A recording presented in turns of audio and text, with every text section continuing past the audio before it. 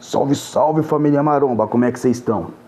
Bom, e aqui começa a nossa trajetória dessa série magnífica sobre a história do fisiculturismo, que é os anos 2000. Os anos 2000, esse que trouxe bastante diferenciação, tanto em físico quanto em atletas. E também trouxe uma grande diferença em estratégias. Vamos entender um pouco mais sobre isso no decorrer do vídeo. Já peço para você seu like e a sua inscrição. Bora lá. Galera, é o seguinte, tá? Os anos 2000, ele representa o ponto extremo, o mais extremo da história do fisiculturismo, vamos colocar assim. Por quê?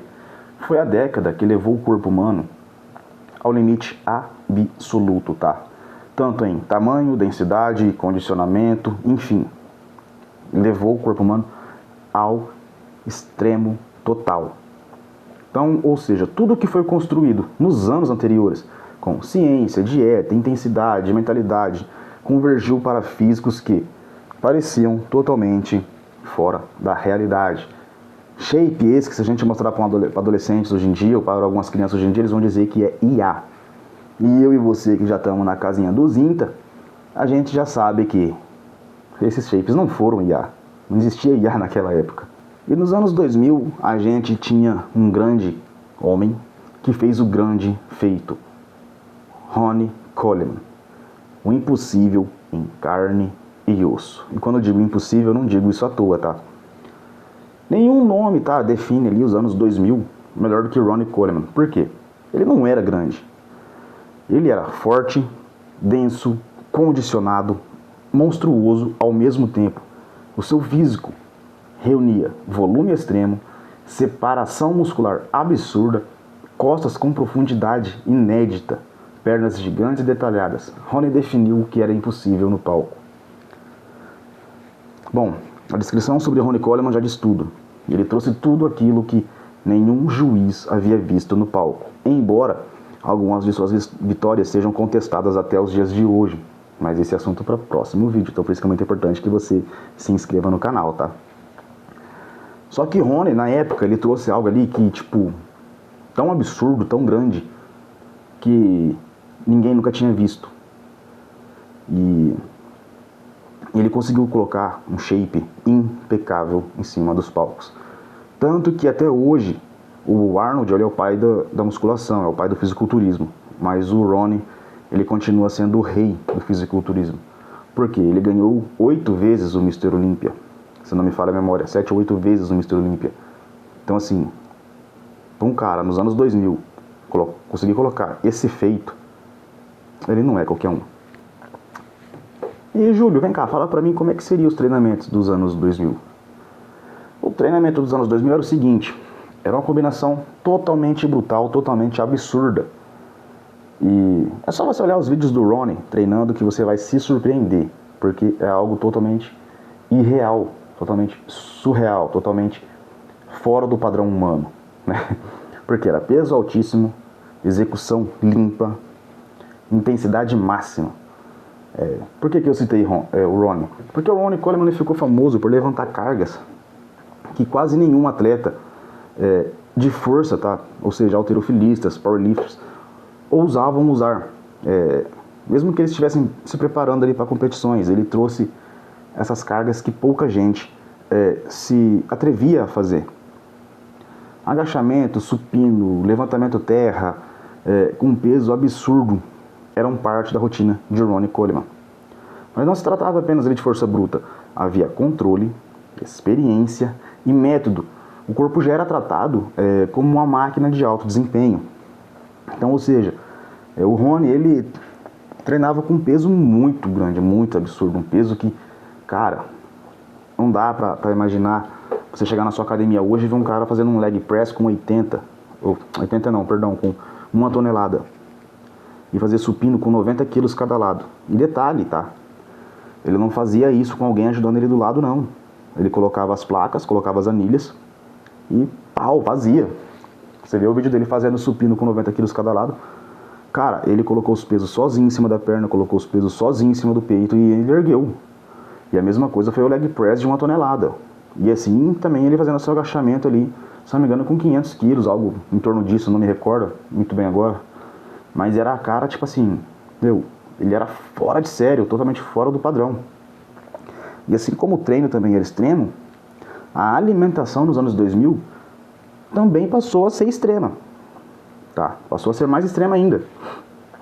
Porque o que existia? Dietas hiperproteicas, controle calórico preciso. Então, ou seja, se o atleta precisasse de 5.000 calorias diárias, ele não poderia passar essas 5.000 calorias diárias, tá? A estratégia específica para ganho e definição, ou seja, quando ingerir mais água, quando ingerir menos água, quando comer mais carbo, quando diminuir mais carbo, quando aumentar a proteína, quando não, quando colocar o sal, quando não. Essas coisas começou a fazer parte da rotina. Então, ou seja, começou ali o grande extremismo do fisiculturismo na parte alimentar. Embora ali continuava sendo a mesma coisa de sempre, tá? A base alimentar, você pode ver que lá dos anos 60 até os anos 2000, a base é a mesma: frango, carne vermelha, arroz, batata e ovo.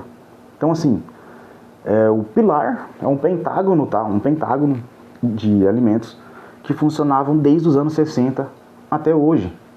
Lógico, estratégias, um pouco mais de caloria, um pouco mais de proteína, mas são 5 alimentos, tá? Que até hoje dá muito certo na alimentação ali. E com tudo isso, tá?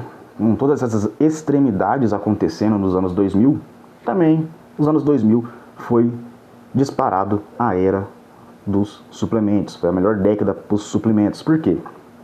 Creatina, proteína de alta qualidade, começou a aparecer pré-treinos e outros recursos ali começaram a fazer parte do dia a dia dos atletas. Então, ou seja, o atleta estava cansado, eles falaram, pô, vamos fazer um pré-treino, fazer algo para dar um start a mais para ele ali. E com tudo isso surgindo, começou a surgir a ideia de que isso era para substituir a alimentação, mas não, tá? Isso era o quê? Para potencializar cada detalhezinho do processo.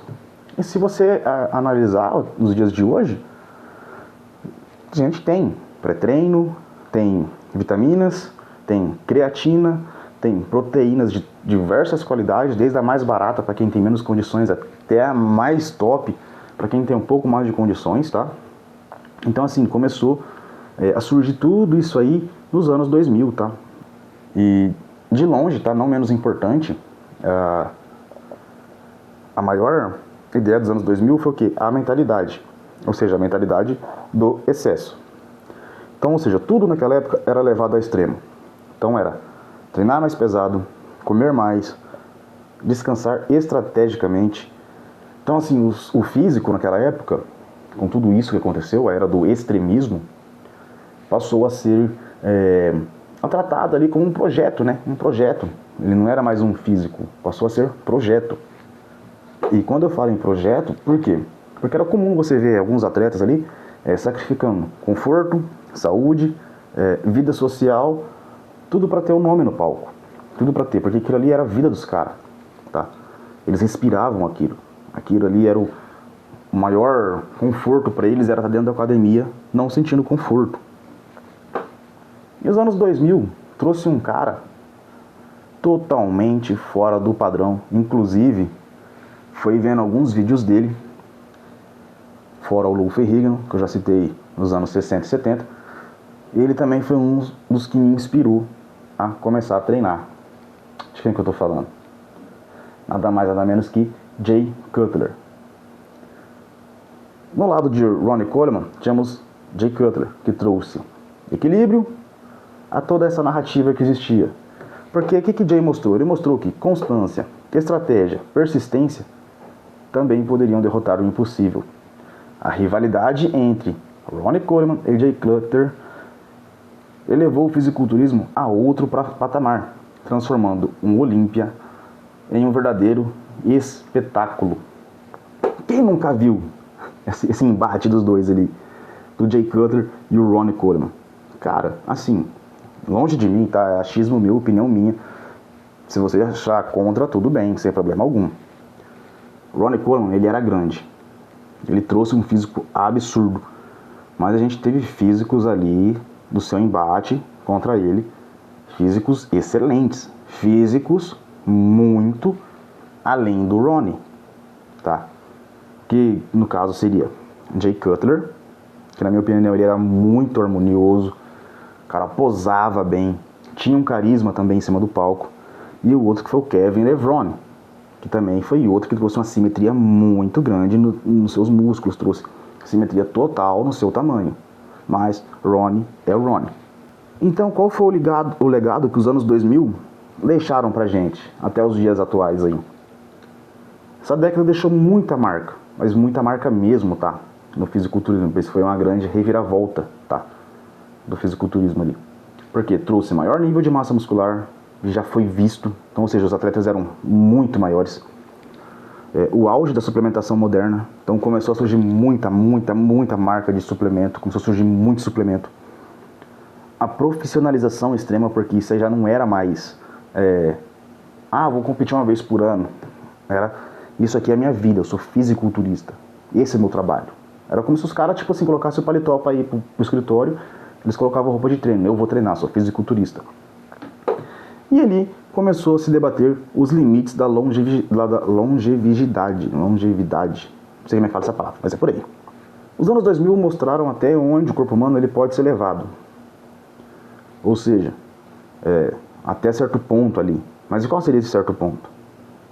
Pois a gente já está há 26 anos dos anos 2000, né?